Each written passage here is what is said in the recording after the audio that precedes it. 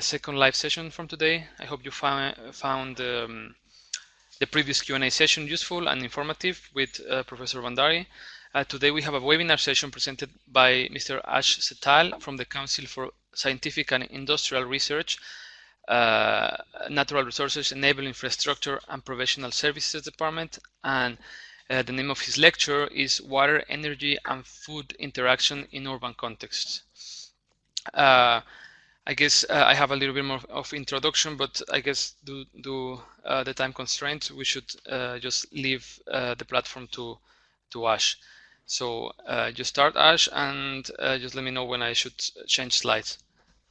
Okay, thank you, Alberto, and greetings, everybody. Alberto, just from a time management point of view, we've lost half an hour. Let me guess that I should finish in an hour's time. Yeah, that would be the best, and I guess you can have 10 to 15 minutes more than your schedule that we accorded before. Yeah, for questions maybe. Okay, no, that's fine. Look, I'm fairly easy. That's just it. On my side, the time's not an issue. I've kept my afternoon open. But if you've got another lecture after this, that will put you under pressure from a time perspective, I presume. No, it's okay. We have a small break after the presentation, so it shouldn't be a problem if you go a few minutes after. Okay, so I'll rely on you to give me the reality check from a time perspective as we go along. I will, don't worry. Okay, thanks, Alberto. All right, quick one as a start. I speak pretty quickly, so my lectures come with a health warning as far as that's concerned.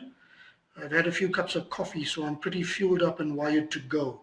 The question is, I think some of our colleagues may be francophone. So if I'm talking too quickly, can I be alerted to that fact, please? Then I'll try and slow down a bit.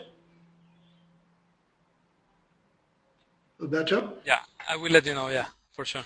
All right. Yeah. Like I said, I tend to talk a lot faster than I ever write and think, so please let me know. So I think just, if we can move on to the next slide, please, Roberto. Thank you. So what I've tried to do, look, it's a fairly extensive subject when one talks about the water, energy and food nexus. It's not exactly the easiest to undertake within the space of an hour. So I'll try and do justice to this. So what I've done is the way I've structured the lecture presentation, you'll find a lot of the content sit in items points 3 and 4, the African perspective and are there remedies, that talks to specific issues relating to water, energy, food nexus on the African continent. But preceding that, I think importantly for me, it's 1, 2 and 5 that are very, very key. So given the fact, as you said, a lot of the participants here are postgraduate students, I expect they will be able to do a lot of the research relating to what I'll call the subject matter content. From my side, if I get through the whole issue of a common understanding and the context of the water, energy, food nexus, particularly from a continental perspective, from a development perspective, I think half my job at least would have been done via this particular lecture. So as Alberto introduced me, my perspective is very much a practitioner's perspective. I've been working particularly in the water natural resources space for close on 40 years. And to give you my research background, I worked at a university for just over 10 years. I've worked in government for a number of years. So there's a strong political link to a lot of the science and research. So the whole issue of the science policy interface is key to the way I've done my work over many years. And like I said, I've not just worked at a policy level, I've worked at a grassroots level. So that's where the interface between what I'll call the political and the policy paradigm versus the grassroots impacts becomes very important in the way these various concepts, whether it's the water, energy, food nexus currently, or integrated water resource management, or integrated catchment management relates to.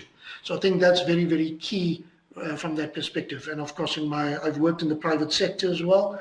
And in the last 3 years or so, I've now come back into the research domain, but also now working on impact research.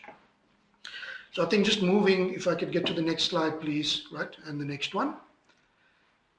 So like I said, the lecture approach and the format, please feel free to interject as you need to. You can type in if you've got a particular question. I'll try and break it up in, like I said, in the way I've structured it into the 3 main segments to support at least a level of interactive engagement. To me, that's very important, that it's not just one-way traffic in the course of this lecture. It's very much a practitioner's perspective. And while we have the focus on an urban context, I think there are a lot of the generalities relating to the water, energy, and food concept that cut across both the urban, rural, national, or the various scales that are important in the water, energy, food nexus.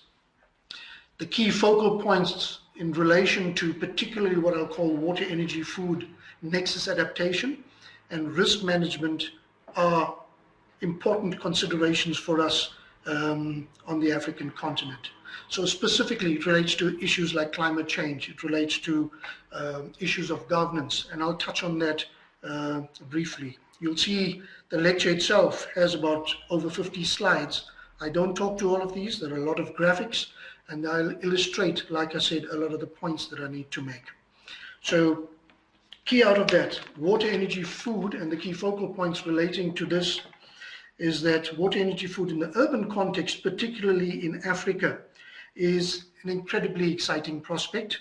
I'm going to say this given our previous concept of integrated water resource management, integrated catchment management, all of these integrated approaches to the way we manage natural resources in relation to socio-economic development and socio-political matters. So it is an exciting prospect for many academics, many researchers and practitioners, and it cuts across a wide range of disciplines. So I'd be curious to know at some point, it's a pity we don't have the video cam available, as to what's the respective background in terms of disciplines from the various participants here. Because these disciplines cut across what I call the hard sciences all the way through to the soft sciences, your social sciences, the hard sciences being your engineering and scientific disciplines as well. And in our various African countries. So I think if one looks at Africa, there is good news in relation to the excitement with the water, energy, food nexus. And this relates to the fact that we're largely underdeveloped in many countries. And that offers us, it gives us a window of opportunity that we don't have to retrofit a lot of whether it's infrastructure or the policy interventions, as would be the case in many developed country situations. So we have that advantage where we can actually leapfrog into implementing water, energy, food nexus actions in our various countries. We are also a continent blessed with a lot of natural resources. And I think that's, again, something that we looked upon by many of the developed countries as the next area. Well, it's been exploited through colonialism and various of our historical political issues, but we still have an abundance of natural resources that makes us a very viable proposition for many developed countries that are running out of natural resources. A very important and often underestimated value proposition coming through from the African continent is the generational factor. A large percentage of our population is economically active. I think it's upward of 35% across the entire continent.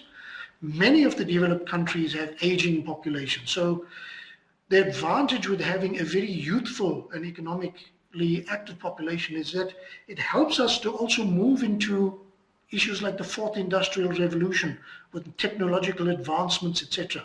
And the current generations have an aptitude for that. Unlike, okay, I come from the before, I often joke about this, before computer generation, I struggle. But a lot of the youngsters, guys in their early 20s, folk in their early 20s, etc., have the advantage of now literally leapfrogging into technologies and things coming through with the fourth industrial revolution and the advantage it could give us in terms of our development context, at least in the next decade or so. The bad news on the African side from the water, energy, food nexus, from the industrial revolution, possibilities, etc., is the fact that we need to address a lot of our governance issues, whether it's at a national level, quite often at a local or regional level, but across the continent, governance is one of our weak points that we need to focus on.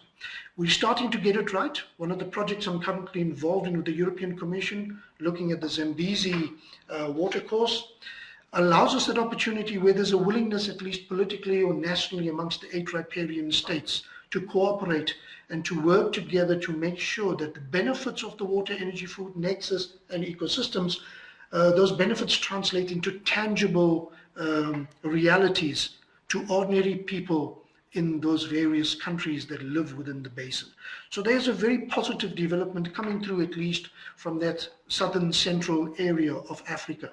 And if we can make that a model demonstration of how water, energy, food nexus is implemented, that can become almost a standard for how we can adapt similar approaches across the continent. Not saying there's a silver bullet, and you'll see why in a while, but that allows us that opportunity.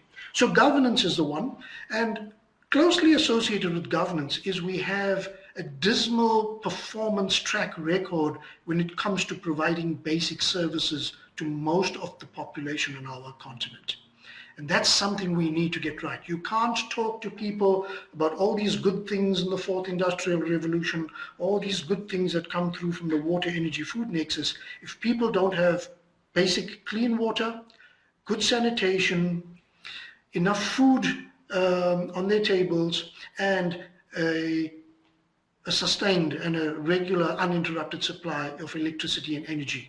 Short of going to harvest the wood and burning that out for fuel, we have the potential to actually address all 3 of the water, energy, and food nexus aspects.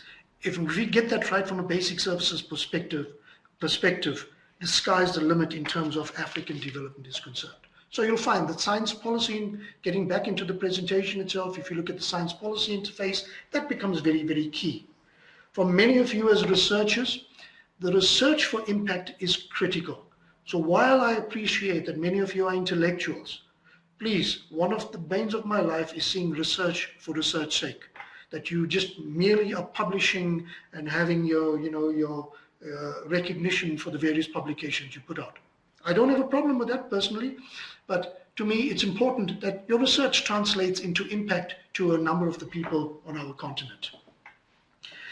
In association with your research, it needs to be guided by the context, whether it's a country context, if you're doing your research at a country level, whether you're doing it at a community level, at an individual level, that context and the scale of your research becomes critical as well.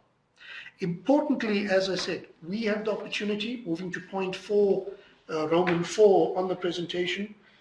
This point of unique and creative is something that a lot of what I'll call researchers and academics struggle with, because we come from a first order science background. Western science has taught us you've got to have boundaries, you've got to have known variables in the way you undertake your research. So the science policy interface becomes very, very difficult because you're bound by certain things. Unfortunately, the reality of life is very different. And there's elements of what I call second order science, indigenous knowledge systems, experiential knowledge, intuitive knowledge becomes very, very key. Looking into the future, anticipating what can happen, what the possibilities are also key. And aligned with that, we've got to be unique, we've got to be creative. So there are unique solutions that need to be investigated, and we've got to be creative in the way we develop those particular solutions and interventions. But there's no certainty in the way we do that. So the underlying theme, moving on to point Roman 5 under point 4, the underlying theme in most of your water, energy, food interventions is you are dealing with complexity. The mere fact that you're dealing with water, energy, and food. Water in itself is an extremely extensive topic. So you'll find it becomes very difficult, but you have a number of silos that are prevalent just in the water sector. Your hydrologists think in a particular way, and you might find that the language the hydrologists use is very different to the language that an economist would use. It's very different to the language a legal person would use, or a social person would use, or an engineer. So cutting across those communication boundaries adds on various layers of complexity and difficulty in the communication. So people revert to their general comfort zone. So we tend to operate in very much within our silos. So the underlying theme of complexity within the water, energy, food nexus, we need to, not going to say break down those silos or work through the silos more than anything else.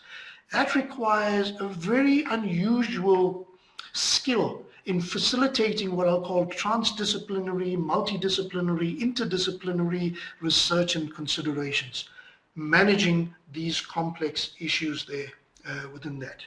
Of course, associated with that is also the issue of uncertainty. And it's easy to say we've got the uncertainty of climate change impacts. We already see that, and you'll see that in the course of the presentation as well, that climate change gives you some uncertainties in relation to what the predictions could be in terms of the temperature increases, the hydrology changes, the biodiversity changes, etc.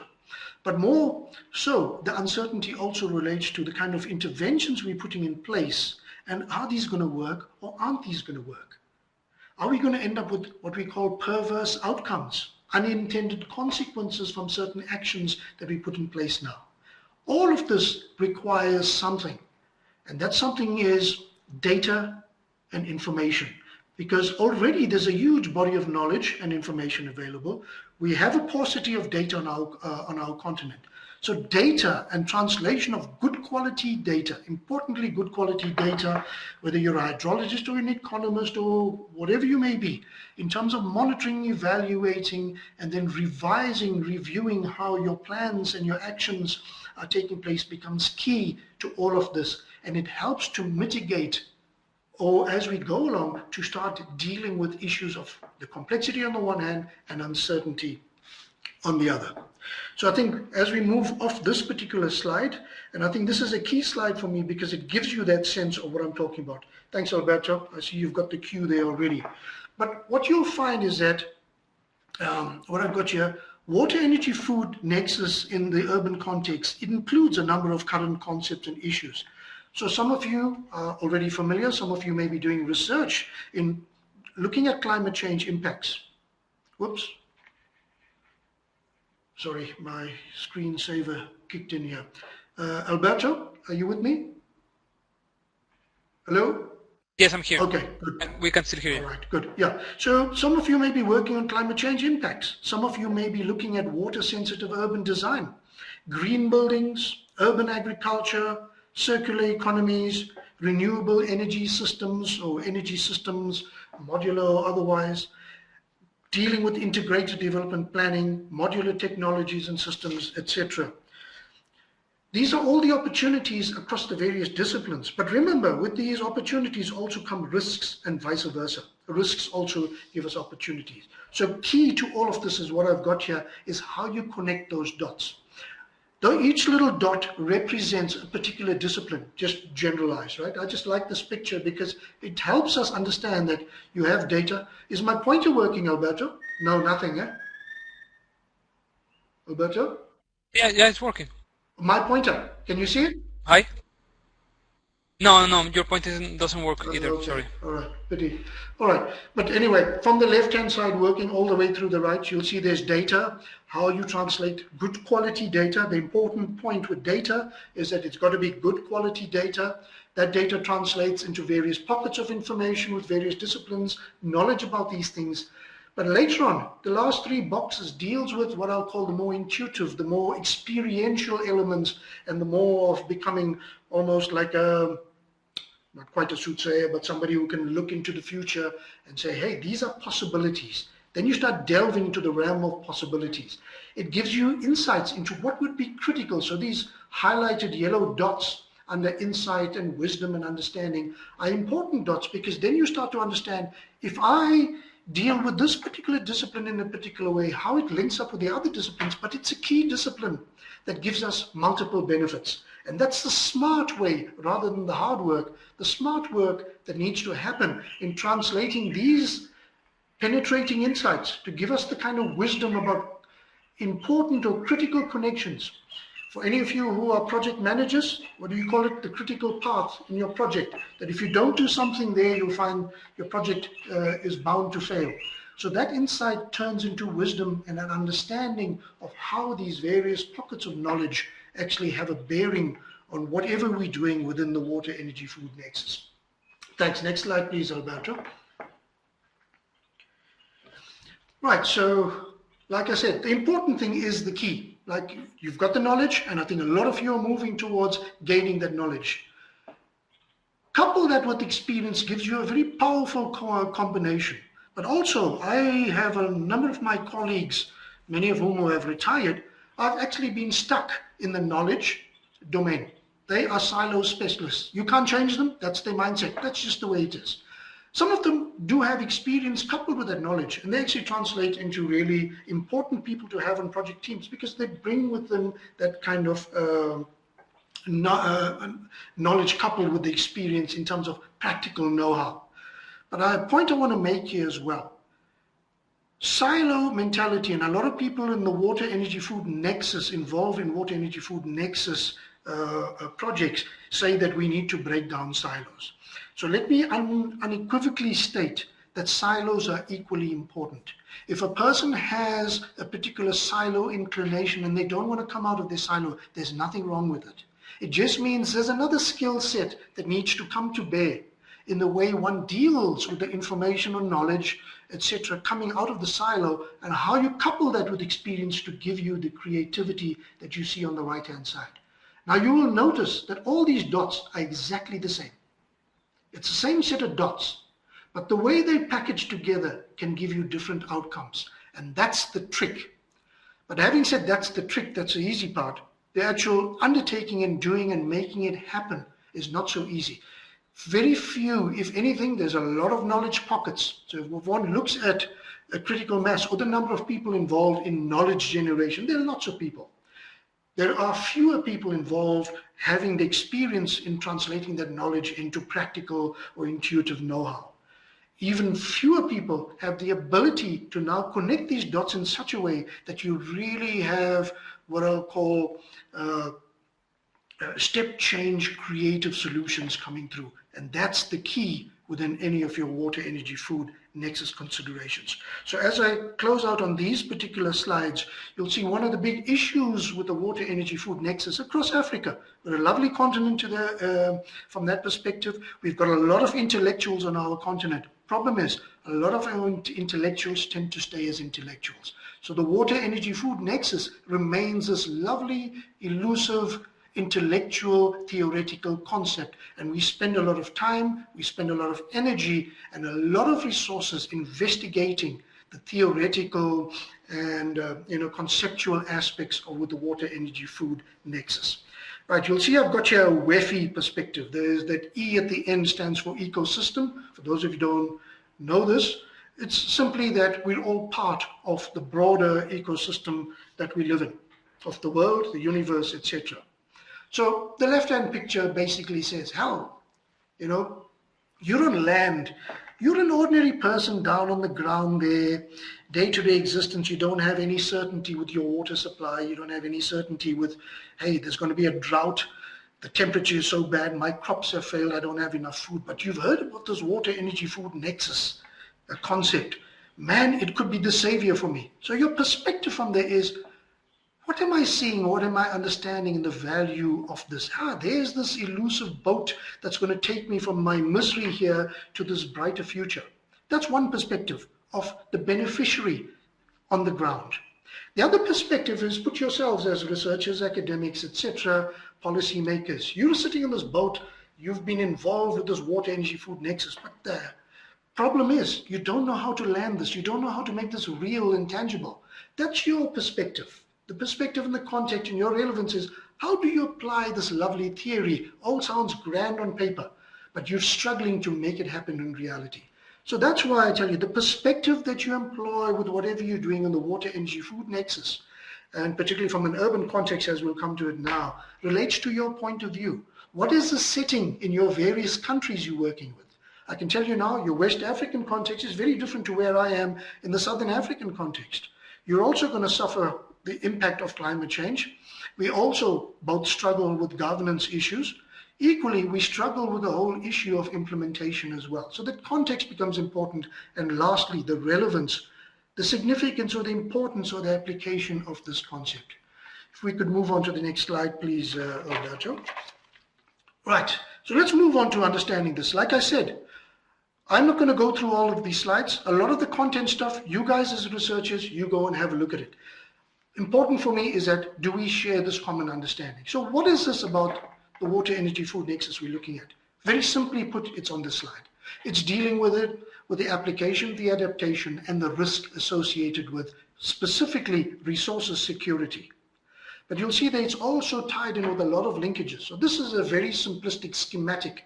So on the left-hand side, you'll find just recently in South Africa, we've released a public document talking about national water security, because water is one of the big issues here. You'll see this later on why. I think we do struggle a bit with the energy side. We do, on the food side, we're not too badly off. But on the water side, excuse me, just let me have a sip of water. No pun intended there. But on the water side, we're a water scarce country.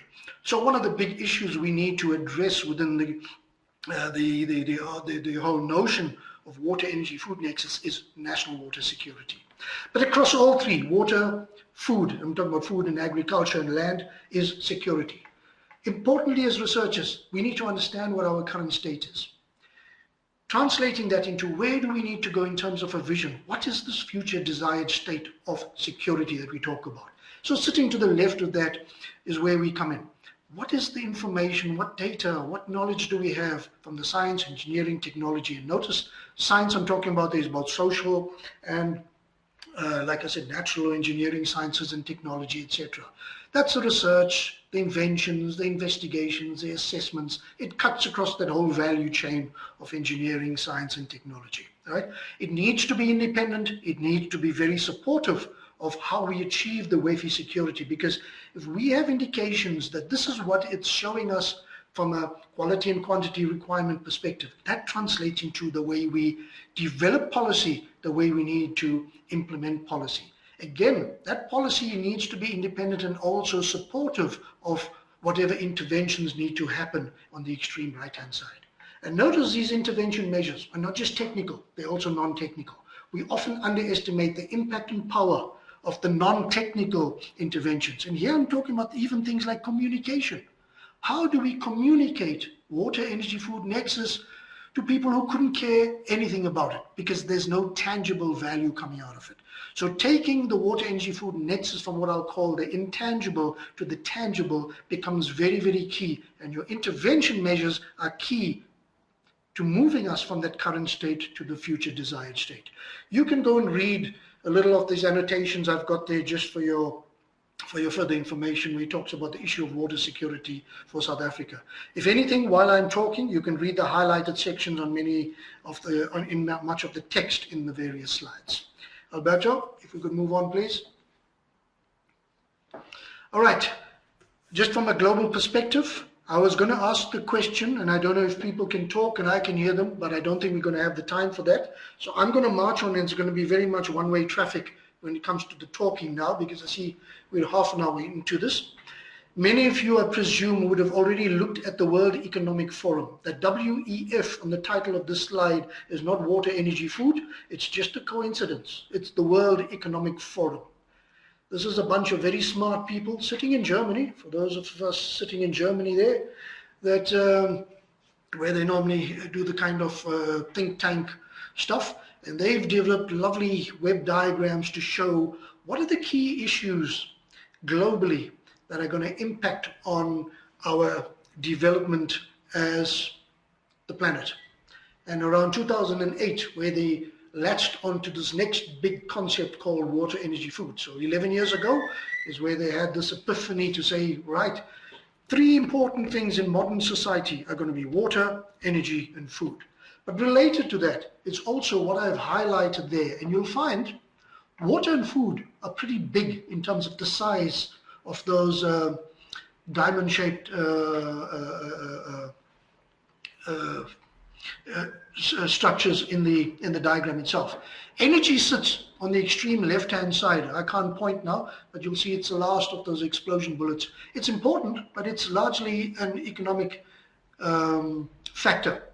Water and food, and you'll see these are societal issues that are key in terms of stability or instability on our planet. And these, in 2016, they looked at for the next 18 months, for the next 10 years, what are the big issues. So you'll find there is, unfortunately, a big focus on water, because water as a resource hasn't changed from the time dinosaurs roamed this planet. We can move off the slide now, please, Alberto. All right. So, okay, before I get on to, we'll talk to water and agriculture and or food and energy in a while. There's a typo for those of you with very critical eyesight. It's a European Commission thing. I'm a bit disappointed with their proofreading on some of the schematics. It's meant to be Nexus perspective, not perspective there, all right? Alberto, you can talk to them and they can fix it up. But on the water, food and energy Nexus side, you'll find how this links up to the Sustainable Development Goals. That's also another aspect or facet of the water, energy, food Nexus. Which ones it actually translates to becomes important as well. But you'll find under water, I've been told to behave. I didn't know I was misbehaving, but anyway, I'll take that for what it's worth, Joanna. We'll talk later. Underwater, where it talks to SDG 1 and 5 and 3 and 9, that to me are cross-cutting elements within the SDGs.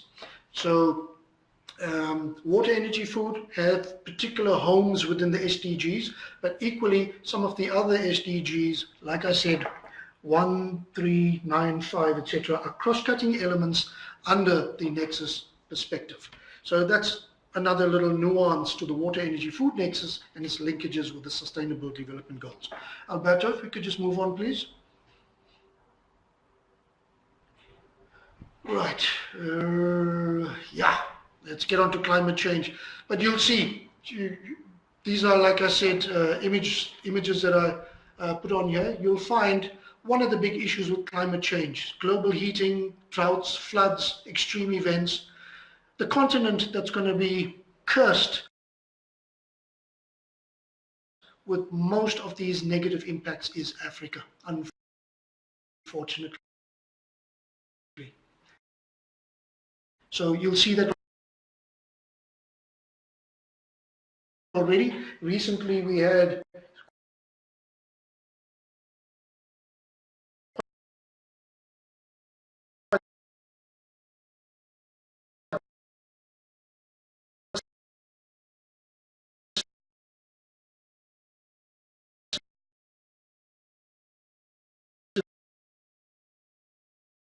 severe flooding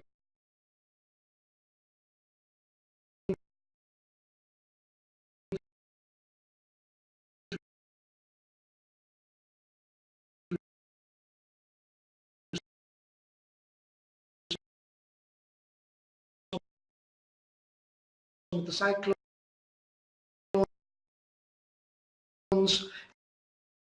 in the Zambezi Basin affecting Zambia, Zimbabwe, parts of South Africa, Mozambique was particularly devastated, etc. Right, so as I said, much of the research shows that is your microphone on? These extreme outbreaks of intense rainfall, droughts over the next 80 years would be in Africa. But I think the important part is at the bottom. Africa is one of the parts of the planet that is going to be most vulnerable to climate change. It's because of our high levels of poverty. It's what I mentioned earlier on, in terms of our basic services are not in place. So we're going to have to deal with that. As one of these researchers say, our study of rainfall patterns shows that there are going to be some very severe problems. Yes, I'm working online. It was just a slide, the previous slides. That's Can you hear me? And food translates to energy as well. If we can keep going there, please, Alberto. And as you can see on the left-hand side of your screen, West and Central Africa will see particularly large increase in number of hot days, etc.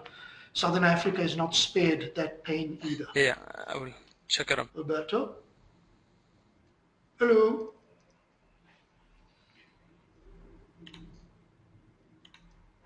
Is that good? Alberto? Alberto?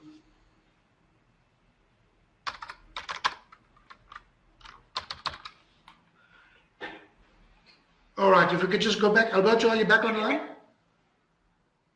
Hello? All right, sorry. Yeah, I can hear you Ash, clearly. Can you hear me? now?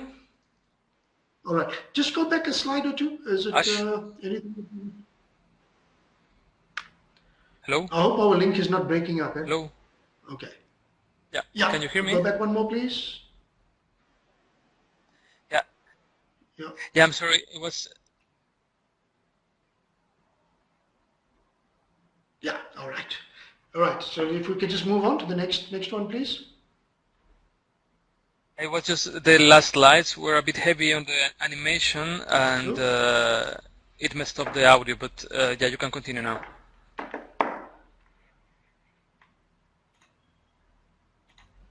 Hello?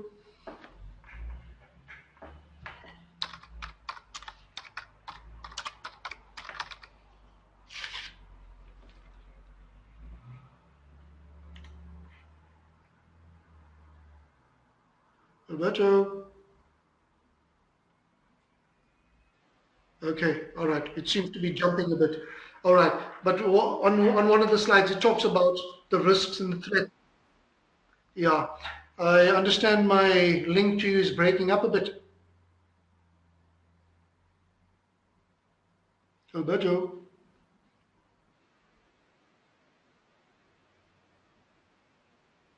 All right, don't worry. Yeah, no, that's fine. All right. I think one of the risks or threats or issues that comes through with the fact that we have problems with basic services delivery on the continent is the prospect of unrest. And you'll see his predictions, and this is 2008, where it says, yeah, we're going to end up with new wars across Africa. But not necessarily. The thing is, what you'll find happening now, a lot of people find that because they don't have water security or food security or energy security, people move. And one of the approaches to mitigating against that kind of civic unrest or wars is that people move. So that's the thing. Urbanization in Africa is predicted to grow to the point by around 2050, 70% of the continent will be urbanized. And most people are going to migrate quite substantially to urban centers. So urban centers, existing urban centers, are going to grow further, and they're going to be new urban centers set up. To give you an example, close to home, I live in the Gauteng province in South Africa. We found that the smallest province in our country, the population growth rate is currently standing at over 6% per annum. That's unusually high, and that's not due to new births. It's due to people migrating to into this area because of the prospects of work and this kind of security relating to food, water, energy, and income. It translates into socioeconomic stability and security. If we can move on, please, Alberto. And climate change, you'll find, compounds at risk. All right, just moving into the research domain. This is a very interesting slide one of my colleagues, Ruth Bjerkman, picked up. She couldn't remember where the source was. So you'll see at the bottom, I've got it cited by Bjerkman last year when we made joint presentations at another gathering in Malawi. The source is unknown, but it's a very important and very telling slide. And you can look at this if you look at the amount of research, and this is the number of journal articles that have been published since 2011 on aspects of the water, energy, food nexus. Water tends to dominate. In more recent times, 2016 onwards, there's now that shift in focus to looking at the environment more generally. Hence, sometimes you'll see me talk about WEFI rather than WEF. That's just to include the environment or ecosystems as part of the water, energy, food nexus. Thanks, Alberto. Next slide, please. Yeah. Okay.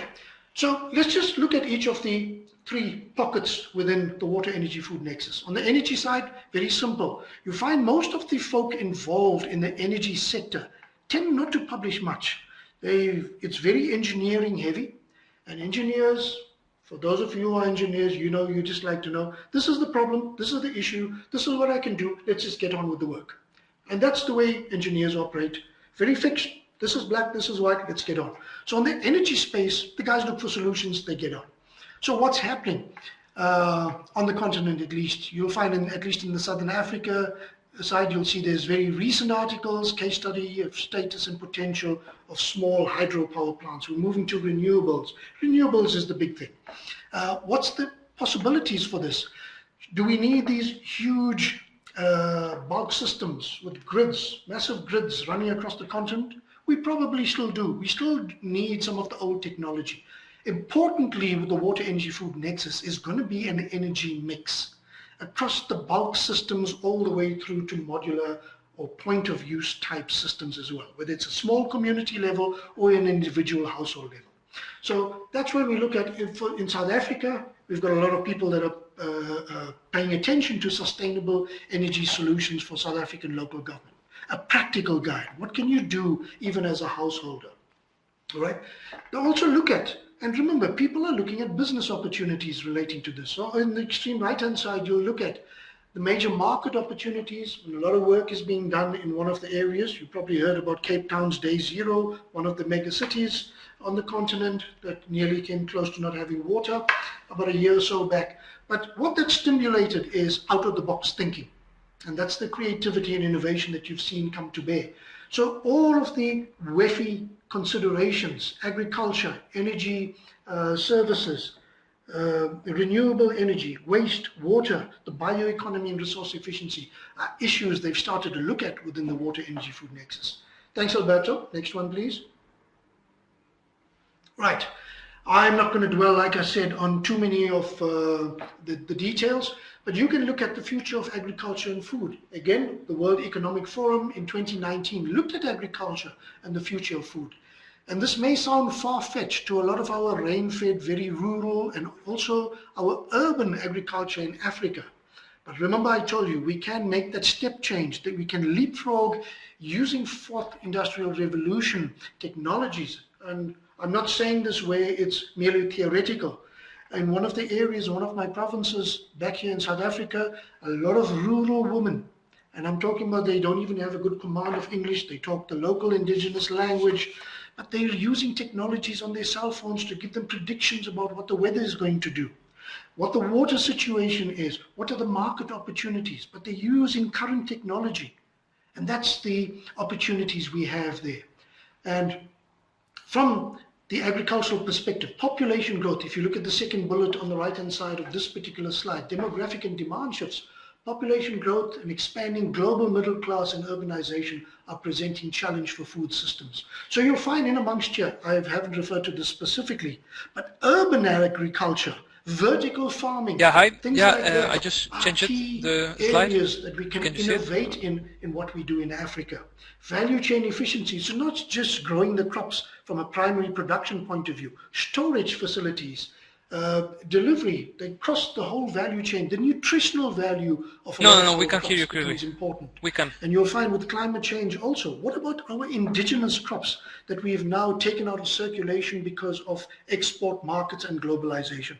We need to go back and revisit some of those opportunities with our indigenous crops that have already adapted to our climate harsh conditions on the African continent in our various places. All right, next slide, please. Alberto. Hello. Alberto.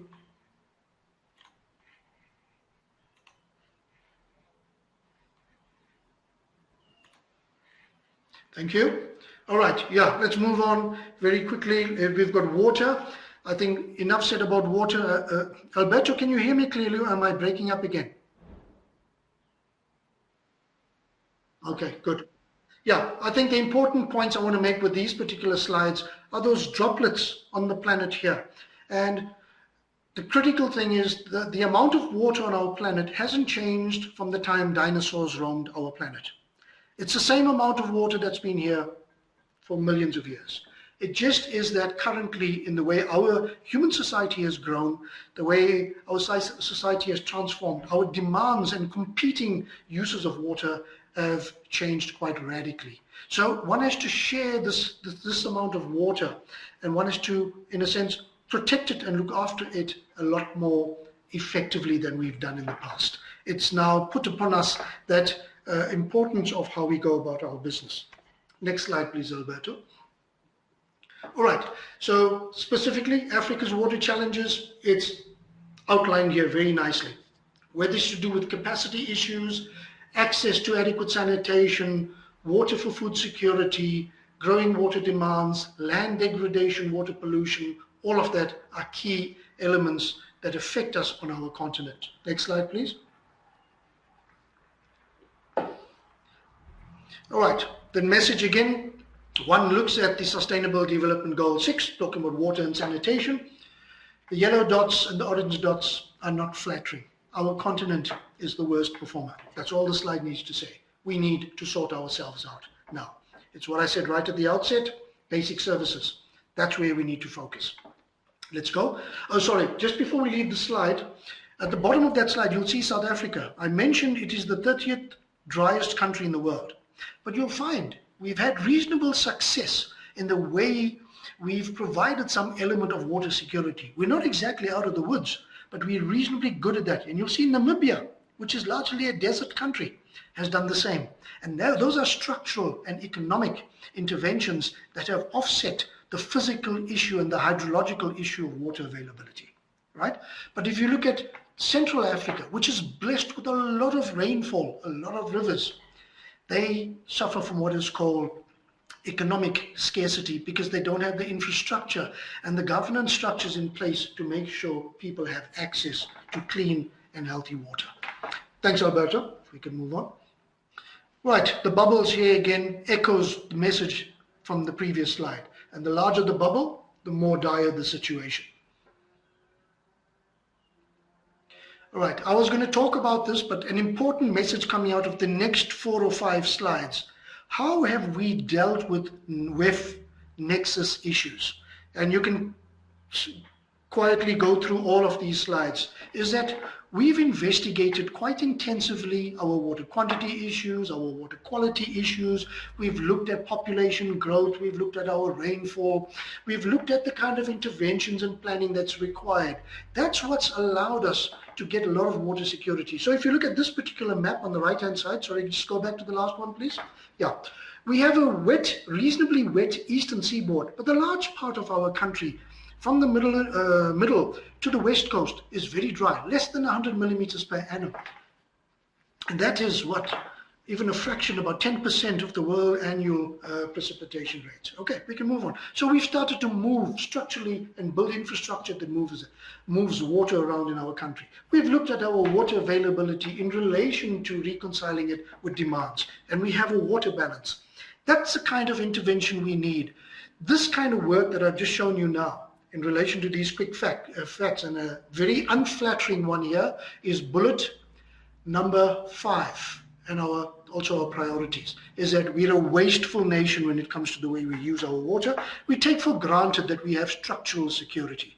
And that is on the soft issues, like I said, the soft science issues, communications, and getting the message through that we are not a country blessed with an abundance of water. Structurally, we do have that. But when a drought hits us now, apart from the El Nino, La Nina impacts, these are minor cycles that come through, and our normal hydrological cycles every 9 years of floods and droughts, the climate change predictions are not good for us at all. And there are radical changes that are starting to happen from a climate change perspective. So these are issues that we wrestle with and grapple with and become priorities in the way we deal with this. So the kind of large scale planning and analysis I've showed you there at a national and regional scale is also being done at an urban scale as well.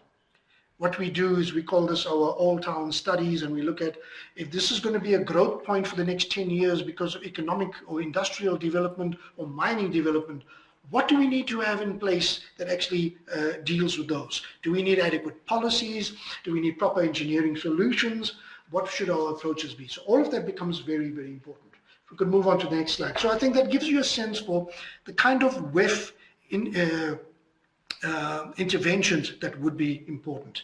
Right, from the African urban perspective, I think I've spoken about that a fair bit, but I think you guys can have a look at this. Vulnerability, spoke about it. Risk of climate change at the bottom there, relates to agricultural production, food security, water resources, and ecosystem services. But I mentioned already, Africa is among the most vulnerable continents to climate change because of our largely currently rural and underserviced population, right?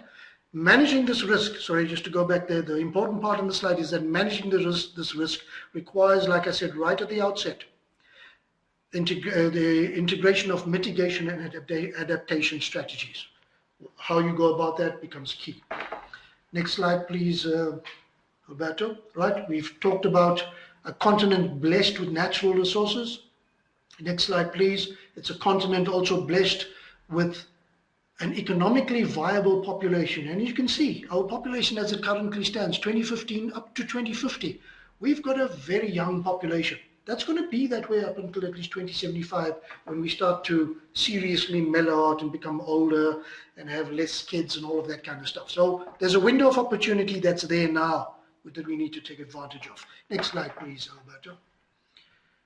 Right, I've got about 10 minutes. You've seen the slide already, basic needs. Let's move on. You've seen the slide already. All right, this is important. Land degradation susceptibility. Absence of energy, you'll find people harvest wood, things like that. Poor agricultural practices, apart from climatic impacts of these extreme events, floods, droughts, etc., impacts on our land quality as well. So land degradation and susceptibility to erosion, etc., are very, very key. At one stage in South Africa, about 30 years ago, I remember we used to joke about Africa's major export was its topsoil because of poor land use practices, land use management, etc., that caused a lot of our topsoil to run off and cause siltation in much of our dams, etc. It's a bad thing, but that translates into land use management practices. Next slide, please. Right, you've seen this already. Let's move on.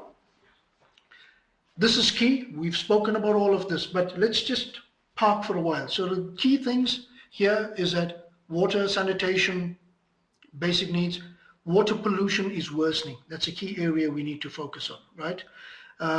Capacity is insufficient. So where these arrows are pointing you to, agriculture is a key element, and you'll find that in many of our developing economies, it's not industrialization, but industrialization as an after effect of also improved agricultural productivity. And that's helped many developing countries move out of that trap of poverty.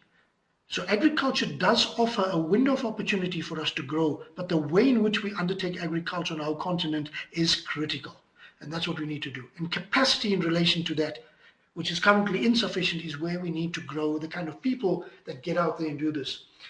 Joanna Fatch is one of the guests on this thing. We'll tell you we've been looking at studies in various countries on how we build that critical mass of what we call technical extension service. And because we've got a lot of youngsters on our continent, a lot of them are jobless, that's where we need to be creative about how do we engage them in becoming part of this fourth industrial revolution, or using technologies from there, but going out as an outreach program to many communities and translating all the theory we've been talking about into practical realities on the ground.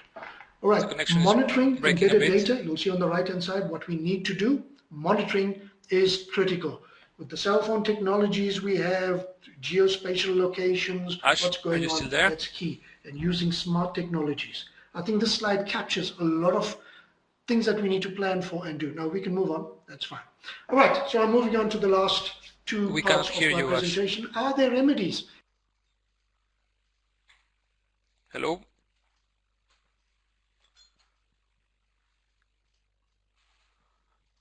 Hello?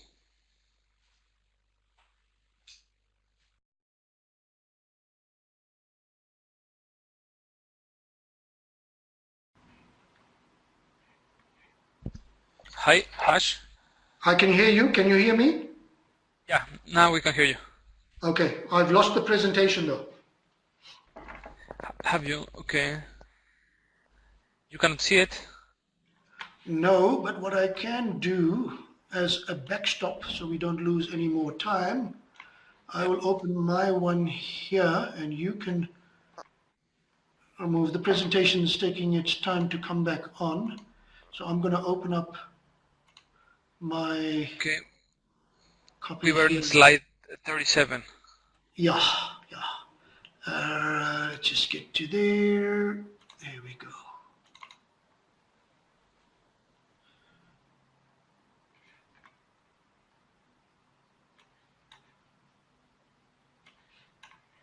All right. Alberto, we're still online, right? Yeah, we're still in line. We can hear you. You said we were at, let me just get down to 37. We've moved past all of that. 35, 37, how are we almost? Okay, 31, 32, 35, 36. All right, are there remedies? That's where we are. Yeah, the static side. Yes. Alberto, just do me a favor. Just give me a shout when we're, okay. Okay, just as well I've got Joanna. She'll tell us whether I'm online or not. So it's slide 37, as I said, the SADC, the economic region down south. There's moves afoot. And if you move to the next slide, please, Alberto, the operational framework. Again, it looks at things nicely, Yes. nationally, what's happening at a country level, various perspectives. There's 6 parts to what they're looking at with the operational framework for the water, energy, food nexus. But the slide after that, if you can move to the next one, where it talks to slide 40, please. Are you there, Alberto? Hello? Yes, we are. I'm Okay. following you. All right, sorry, I'll just check up with you. So this slide is very important because it's done a preliminary scan of what is going on in the various member states within the SADC region. And if you look at it from a water, food, energy, in terms of insecurity, where it says the red or the pink is in, it means it's high insecurity, orange is it's significant to moderate, sitting somewhere straddling between the high and low, and then it's low. And I'll focus on South Africa. If you look at insecurity, you look at South Africa where it talks about water. In as much as you saw the SDG showing it's reasonably secure, that's structural security. Our high comes from the fact that we're not blessed with a lot of rainfall. We're blessed with a whole complicated set of hydrological, climatic, and actual societal factors that put us in this high category, right? But on the food and the energy side, we're reasonably okay. I'm saying we're reasonably okay. That circumstance can change very dramatically, very quickly. We've had load shedding for a number of years now, and that's a structural issue, right? Structural, institutional, and governance issue that I would actually push out putting energy on the moderate side rather than on the low side, because it is a big issue.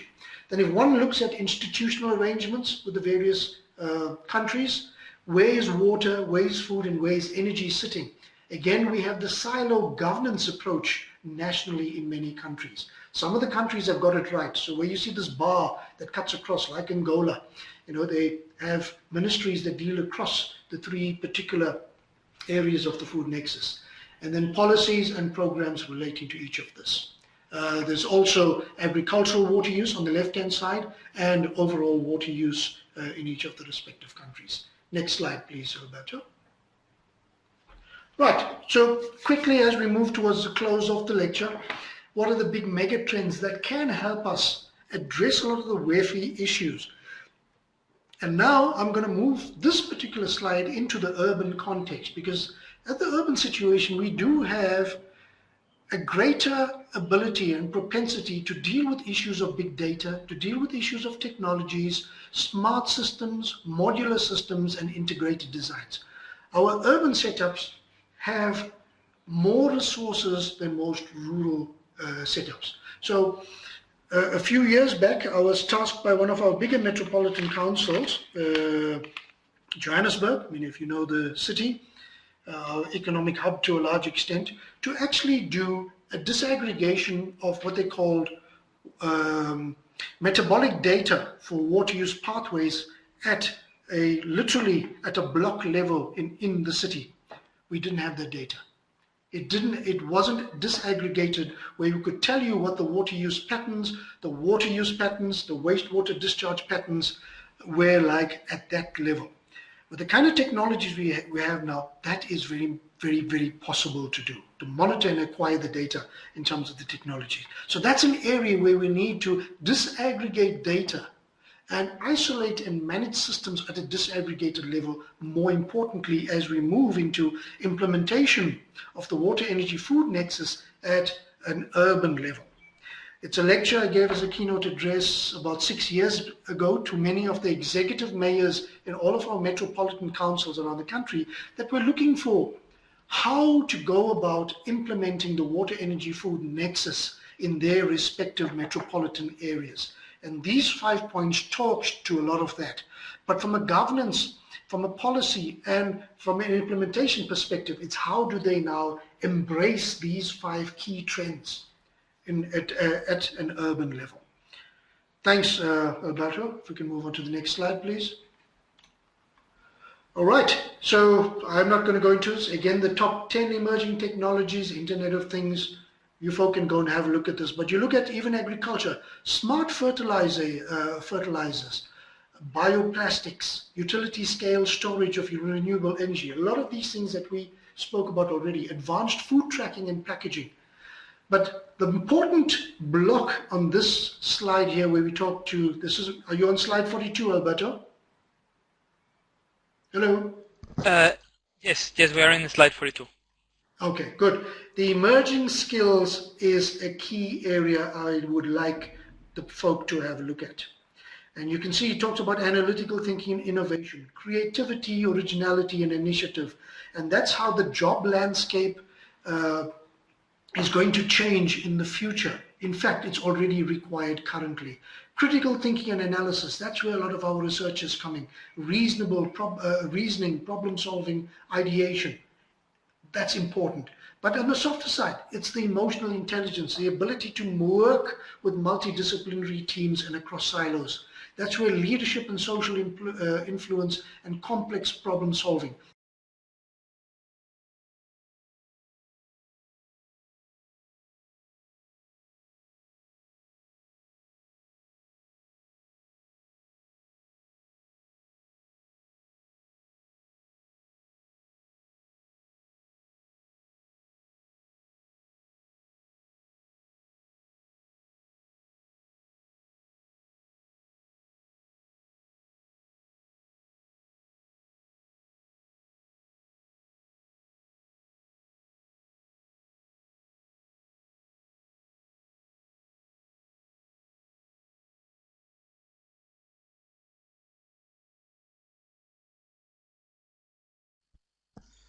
Hello, Ash?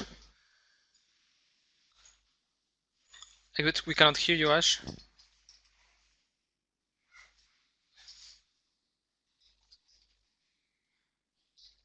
Is the connection broke again? Can you hear me? Hello?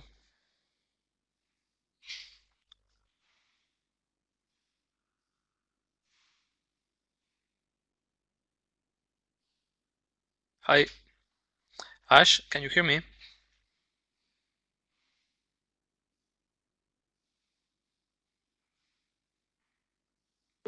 Hello, hello. Hi. Yeah, Okay. now we can hear you. Are we back on again? All right, I'm going to close that one and just go down to, where were we? We were on slide?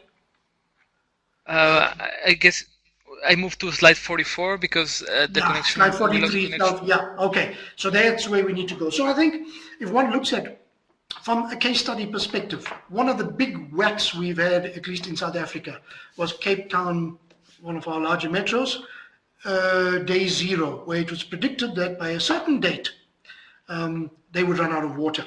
Now, I work in the water space to a large extent, and to us it was a lot of political nonsense, but there were good lessons coming out of it. So while there was this political noise, from a practitioner's perspective, we knew that wasn't ever going to happen. All right? But out of that came through a good lesson, and I think the good lesson relates to economic impacts, social impacts, and environmental impacts.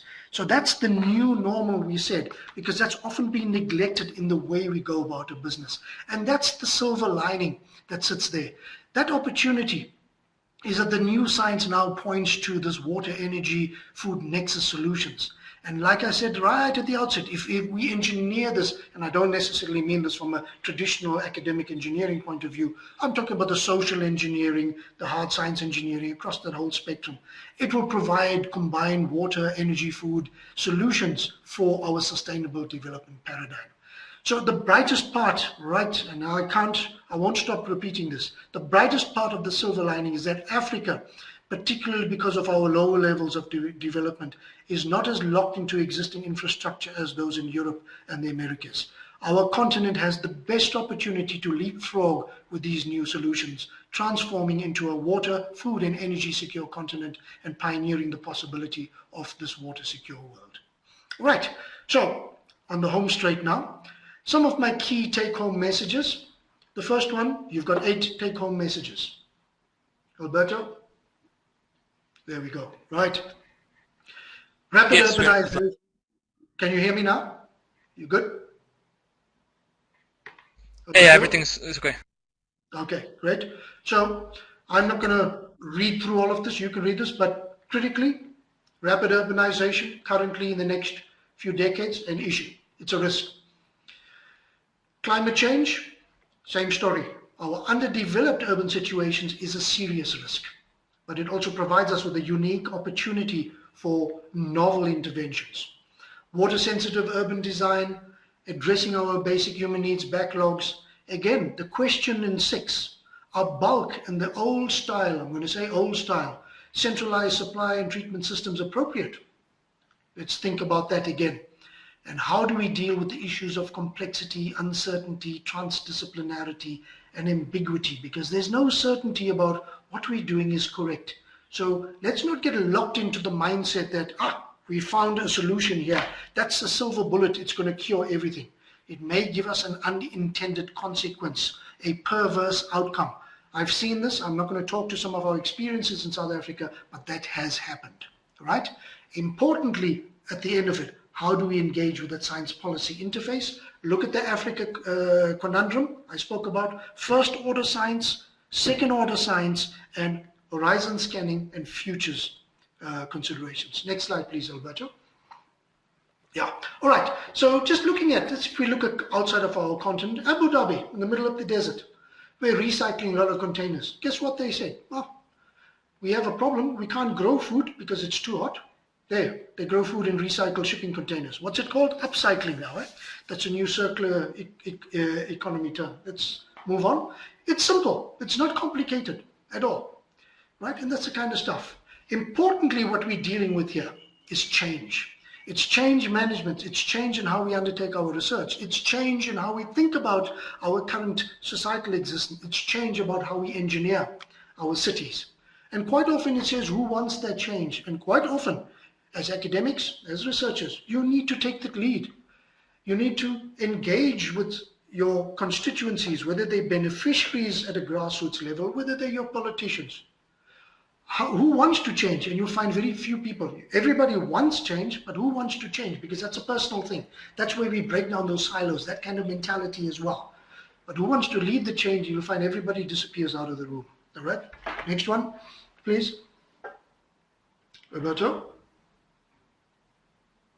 Yeah, I just changed to the next slide. All right, but you can see, if one looks at complex change, there are at least 5 ingredients to this lovely mixture when you are baking change.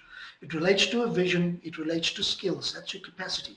Are there incentives? People are not going to change because, Ash said so, or Alberto said so, or somebody said so. It's a good idea. What is in it for me? And that's what you need to investigate and look at. What would precipitate, what would catalyze that change? Do you have the resources, that's the next one, to undertake the change? And importantly, do you have plans? If you've analyzed what it is you want to achieve, do you have a plan to get there? Without any of those ingredients, what you see on the right-hand side is where you will end up with a big problem with confusion, anxiety, resistance, frustration, and false starts. Get them all right and you will have good change. And that's where we need to head towards. Next slide, please. All right, same thing. Planning is good enough, important. Analysis is good, but we also got to do. And that's where we often fall down. We do not do We need to do the thinking and the planning, and we need to put the policies in place, but we need to implement. Right, next slide, please. This was a very good thing that came out of the way our business schools are starting to operate now, but it's a nice thing. It says, as African executives, and here we're talking about across executive, usually sitting at high levels of leadership, whether in industry, whether in politics, whether in the research domain. And as we straddle that old world while adapting to the new, these two worlds require case studies, success stories. And I was jokingly talking to a research student the other day. We talk about indigenous knowledge systems as though these are only things in the past. We have new indigenous knowledge systems. That means things that we're currently doing that is now also indigenized in terms of what we are doing that works for us in our local setups. That is also indigenous knowledge, but it's current indigenous knowledge that we need to share. And that's what we need as our current case studies that need to happen. And like I said, there are examples of this that are already happening in our backyard here that's already being published. We've got masters, PhD research students that are analyzing, and they're working closely with rural communities, urban communities in making these things happen. Right. Next slide, please. Right, and there's good news coming out of various parts of the continent. You look at it, Uganda, there's Ghana, whether it's East Africa, West Africa, Southern Africa, there are things that are happening. Small pockets. We need to celebrate, I think, a lot of these successes. And I think this is about my last slide, Alberto, if we can just move on. And I think that's my parting shot. Yeah, is that we do have prospects, there are risks. We can do a lot of adaptation, but it requires a different mindset at the academic level, at the political level, at the grassroots level in how we make this happen. But I thank you for your attention, and hopefully we managed to pull some time back. I know, unfortunately, I did plan on making this interactive. It became one-way flow. So I can take one or two questions. Alberto, if you can still hear me, I'm done. Thank you. Yeah, thank you very much, Ash. It was an excellent presentation from your side. Like you said, we didn't have much time to do the presentation as we wanted to, but I guess I speak for all the participants and for myself that it was really interesting and excellent presentation from your side.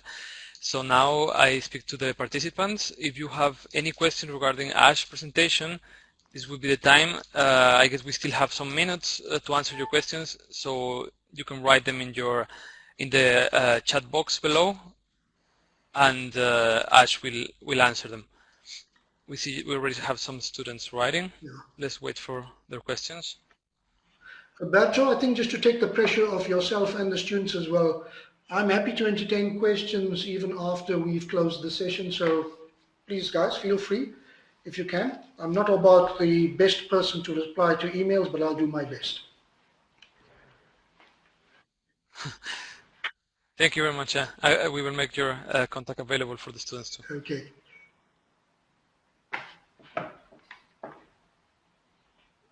And hopefully we didn't tire out too many people. It was quite intense. So I did warn you that's what would happen. Eh? No, don't worry. It was really cool actually, because I believe this way a lot of more people were engaged to your presentation. So no worries there. Okay. Well, so we have the first question here from Thierry. Say, thank you, Professor Ashwin Setal. What is your advice or method we should go about our research work for young scientists like us? Yeah. So that is really That's actually a very good question, because that speaks to what I said right at the outset. Context matters. So as a young scientist, I think get to understand yourself. What are your interests if you are looking at getting involved in the water, energy, food nexus? Because it's such an expansive area of research, you can very easily get lost in there. So find what really interests you, what you want to do personally, and how you think you can make a change or a difference to where you're working. So understand that in the first instance, and then do a bit of research as a young scientist. Go and see what are the areas that are deserving of attention and how you can now look at your particular role. So I'll try and keep it as simple as that, but it's a lot of hard work. It's not easy sometimes knowing exactly what's in your mind, but you need to understand yourself. What are your interests? Where you would like to go in your career, either currently or in the future. That's very, very key. Otherwise, you're not going to have your heart in it and you won't do justice to any of the work that you do. it becomes drudgery. But if it's something you feel passionate about, I mean, I often tell people I've been working in the water sector for 40 years, close on 40 years. I enjoy it. So it doesn't matter where I'm working. I still enjoy doing what I'm doing, but I know that how I'm doing what I'm doing has some benefit that can translate to somewhere who somebody can get some real value out of it. So it sounds like a very high level answer, but that's very key to finding exactly where you want to go to in relation to that. I hope I've adequately touched on that, but like I said, we can engage on that. There's a second one. I see Joanna's made a nice point there. Yes, there we go. Joanna's also put on that about rapid urbanization on the continent presents a lot of opportunities. I can tell you now, if I look at some of the projects I'm involved in, even locally here, the way we do integrated development planning, whether it's high income, residential development, low income, we call it integrated, but creating green lungs, etc., is now the way we're moving towards development planning. Considering the thing, like I said, vertical farming, urban agriculture, local renewables, little windmills, and all of that kind of stuff, solar panels for PV, photovoltaic types of things, using a lot of the sun that we have. With climate change, a lot more increases in temperature, so those are things that we actually can use. So that's why I said the local relevance becomes important. All right, so there's somebody, there was another one. Yep. Yeah, thank you very much for your answer, Ash. And yeah, we're waiting for some questions. There's a new question from Noah. It says, thanks a lot for the presentation. And how best show the African countries design their capacity building strategy to facilitate mainstreaming? Okay, so from Noah's side, I think key to this in each of those domains, whether it's the water, the electricity, energy, or the food domains, as you said, the whole business of designing the capacity building strategy. What do you need in those particular specific domains? It's what I said earlier on, we've got a youthful population. What are the capacity gaps in each of those three areas? But particularly capacity gaps, if somebody is a specialist in the water space, what do they know about food or agriculture and energy that allows them to be effective in working across those? So you've got to look at each of those particular silos. What are the gaps in there and how can you close those gaps? So that becomes important. Now, one of the issues I've picked up we have on our continent, everybody wants to chase a degree. And you'll find that while degrees are important because it gives you that high level thinking, technical capacity, the people who actually go out, the technicians, the guys that go out and fix things and make things happen, that's where we need the critical mass of people to go out and make this a success. So from a capacity point of view, I would say put your focus on that.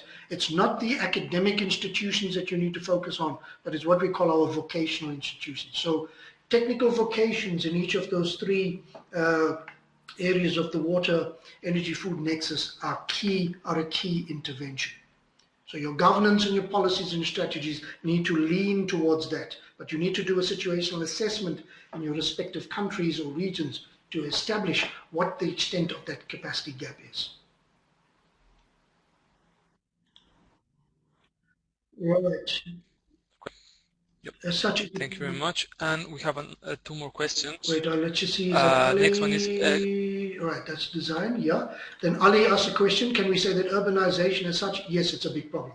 That's an unequivocal thing. I was actually going to share. So I think after this, Alberto, there's one or two current articles that have come out, and like on the sanitation side, relating to urban situations, there's technologies one can look at, waterless technologies for, I mean, we may not have enough water in many situations, so dry sanitation has become important, and technologies relating to that also become important. That urbanization as such is a problem in Africa, yes. That's where we have what we call the urban sprawl, peri-urban settlements, where you don't have good services being provided, whether it's on the water, on the sanitation, food, and the energy side as well. So as such, urbanization is a problem. It's a growing problem. Like I said, 70% of the population in Africa is going to be urbanized in the next couple of decades or so. I hope that's answered that enough. Right, there's a very simple answer to Abu Bachar. I hope I pronounced it correctly. Big data. It's very simple. That old adage, you can't manage what you can't measure. So you can set up grand plans.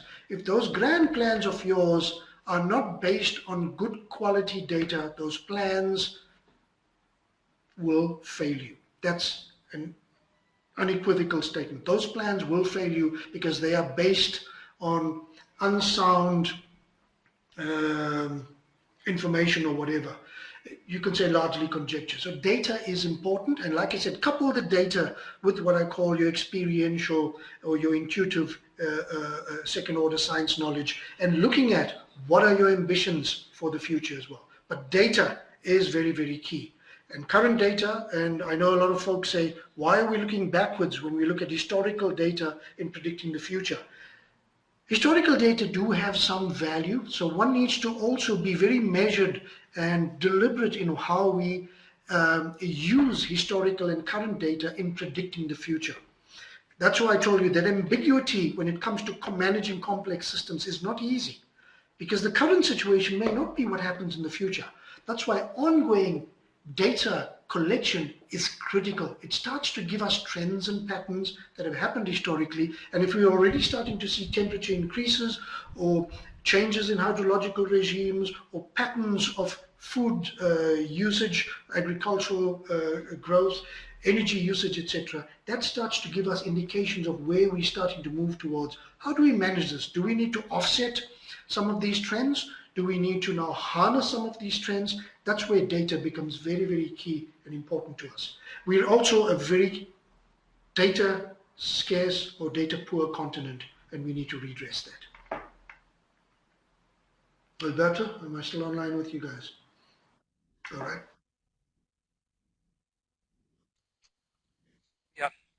Yeah, you are. Thank you very much for your answer. I tell the participants, if you still have some questions, we can have some more minutes for us to answer them. I can see that Abu Bakar is still okay. He just thank you for your presentation. Okay. So I don't see anybody else writing any more questions. So I guess Ash, I want to thank you again in the name of the summer school organization team here. Yeah. It's a shame that we had some technical troubles and we lost some time, but nevertheless, I think it was still a really good presentation, and yeah, all the students, I'm sure they appreciate it as well. I see somebody raise a hand. Right. Well, we get the question coming through, Alberto. No, it's been my pleasure. I hope I haven't kind of basically inundated everybody with too much information, but look, it's the nature of the subject, unfortunately. So that's a risk we run. And as we said, we need to work on the technology, eh? Yeah, it is definitely, and the good thing. Yeah, we have to. But the good part is that all of the material is going to be available for the students, and they can study it further in their own time. So they have your presentation, and they will have all the material that you send us. We will make it available for them. Put this on here. A lot of my information comes from, as you've seen from the World Economic Forum. They're actually very good and very useful source of information. But like with all data and information, as I said, be very careful about how you use that information, and it becomes very context and perspective important in the relevance of that information. So you'll find each of the economic regions as well, they're doing a lot of good work in Africa. There's a lot of splinter, what I'll call pockets of excellence, with a number of international agencies and local agencies doing work. I tend to draw in a lot of that, like I said, in addition to my practical experience, and unfortunately as a practitioner I quite often don't have time to publish my work. So that's why I said what I've been sharing with you comes from direct practical experience, but I also look at what's going on in the research space as well, and I tie these two together. Maybe one day before I die I'll try and capture some of the experiences, but experiences even 30 years ago, I find have direct relevance to the water, energy, food nexus. We just reinvent a lot of these things. We put it in a particular concept, but it's not bad. It just means it focuses people differently. The danger quite often with things like this, the water, energy, food, because there's a new concept that comes out, we all rush down what Alice in Wonderland, down that rabbit hole, and we tend to get lost with the concept rather than the relevance of the concept. And I think that, if anything, people can keep that in mind. It makes a big difference to how we implement the water, energy, and food nexus. Thanks. Yeah, there's somebody saying thank you. I appreciate your attendance, and I hope you've really benefited. Thanks, Alberto. Shall I sign off now? Thank you. Okay. Yes, good luck. Good luck. Cheers. Yeah, Bye-bye. thank you. Yeah, it's okay. You can sign off now. Thank you very much. Thank you. Bye. Okay, regarding the, I guess we got at the end 2 more questions for our speaker. I will take note of them and send it to him, and I will track the answers and try to give them back to you, Ramatu and Thierry. And